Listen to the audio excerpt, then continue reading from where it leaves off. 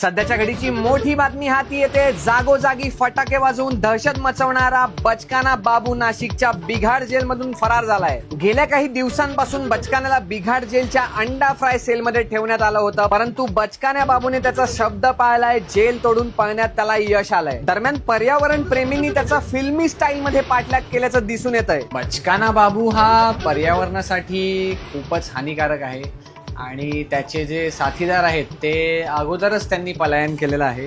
त्यांची नावे अनुक्रमे पिकाचू, नॉडी, चुम्या आणि श्रवणचा पोरगा विनोद अशी माहिती आमच्या हाती आलेली आहे। आमचे प्रतिनिधी चाहुल कुलकर्णी अधिक माहिती देत आहेत, जाणून घेऊया। काय सांगशील चंदा? सूत्रांकडून कळालंय की 23 तारखेला सकाळी बाबू उठला आणि जेलच्या संडासातून तो बराच वेळ बाहेर येत नाहीये हे कळल्यावरती तिकडच्या अधिकाऱ्यांनी सांगितलं की आदल्या दिवशी म्हणजेच 22 तारखेला तो भाऊबीज करून परत येणार असल्याचं काहीतरी बोलत होता, असं सूत्रांकडून कळालंय। अगदीच। दरम्यान बचकान्या बाबूवर पिछाडीचे नेते मृत्युंजय भाऊक यांनी काय प्रतिक्रिया दिल्यात जाणून घेऊया। अरे यार जवळ येतो हे मी ऑन रेकॉर्ड बोलतोय, अशा चुत्या लोकांना महाराष्ट्रात स्थान नाहीये।